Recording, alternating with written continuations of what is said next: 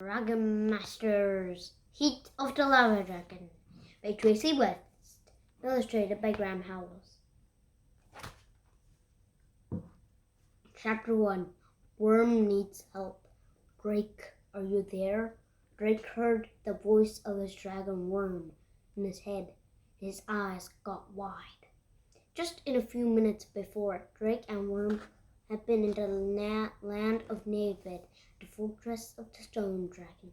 There, an evil wizard named Astrid had stolen the strong dragon's powers. Then she used those powers to transform Drake's friends Mina and Casper into stone, along with their dragons. Astrid had turned Worm into stone too.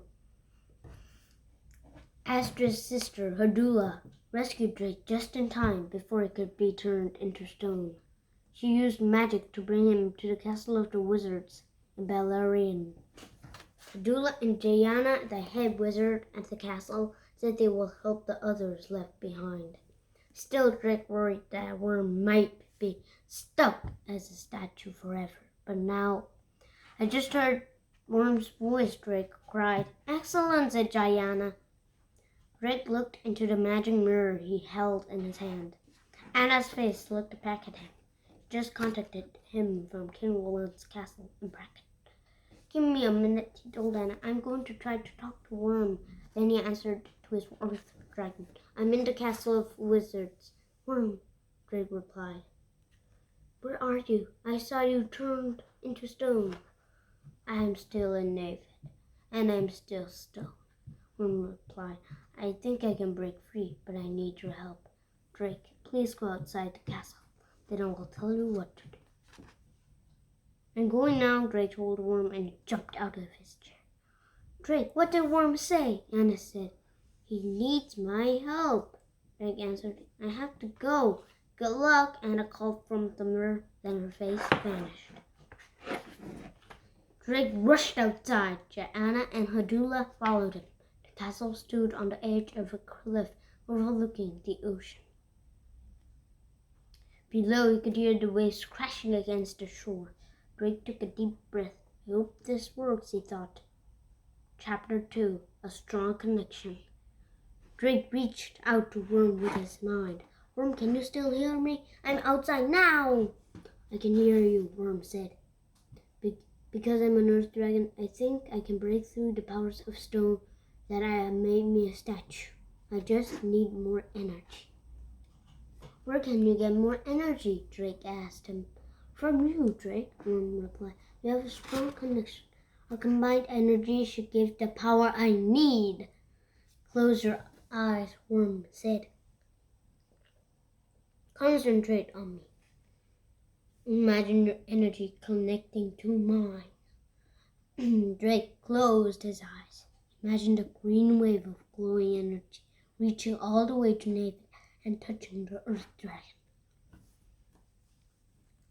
Drake, your dragonstone is glowing very brightly, Jayana said. Like every dragon master, Drake wore a piece of the dragonstone around his neck. It glowed whenever he connected with Worm. Now imagine me breaking through the stone, Worm instructed. Drake pictured Worm as he had last seen him, a big stone statue. He imagined the stone cracking. He pictured Worm breaking free. In his vision, the great stone shattered into a million bits. The stone dust blew away. There stood Worm, with his brown scales, his kind eyes, and his big shaggy head. The light from Drake's dragonstone was so bright now, he could see through his closed eyelids. His whole body tingled as the energy flowed through it. Come on, Worm, he thought. You can do it. Break free. Light from his dragonstone faded. Drake opened his eyes. Worm wasn't there. Drake looked at Joanna and Hadula. I don't think it worked, he said. Suddenly a green light flashed in front of him. Then he jumped back. When the light faded, a large brown dragon sat there. Worm, he cried. Chapter 3. Stop Astrid. Drake threw both arms around Worm's neck. I've never seen such a strong connection between a dragon master and a dragon, Jayana remarked. Yes, good work, Hadula said. Drake patted Worm. Astrid told me you will be a statue forever. Astrid was wrong, Worm said. Adula looked at Joanna. Astrid has control of the fortress now. There's nobody to keep her away from the bones of the beasts. Drake shivered as he remembered the bones inside the fortress of the Stone Dragon. Casper said they belonged to enormous beasts who roamed the earth. Astrid wanted to use a spell to bring the bones to life, a false life spell. We had to stop Astrid, Drake said. Her stone powers have probably worn off by now, but she has other stolen dragon power she can use against us. Joanna nodded. She's dangerous indeed. She will not be easy to defeat. The spell is complicated. It takes time to prepare the ingredients for the spell can be cast. Adula said, we should have a few days to stop her. What if we can't stop her from casting it? Drake asked. Then we must break the spell, Joanna replied. Drake remembered something. Both water dragons, can break spells with their mist. Joanna shook her head. One dragon's mist will not be powerful enough to break the false life spell. This is very strong magic. That's why we asked Griffith to find a way to reverse it. Anna told me she found a way to break the spell, Drake said, but we need to find 3 dragons first. Then you dragon masters must begin the search immediately, Joanna said. You and Worm should get back to Brack. And I will return to the land of the far north, Dula said. Astrid is still angry that King Albin banished her. She has never forgiven our people for turning their backs on. I must help them prepare for a possible attack. Dula snapped her fingers. Poof! She disappeared. Drake turned to Joanna. Can we stop Astrid before she casts the spell? She asked. She's all alone in the fortress.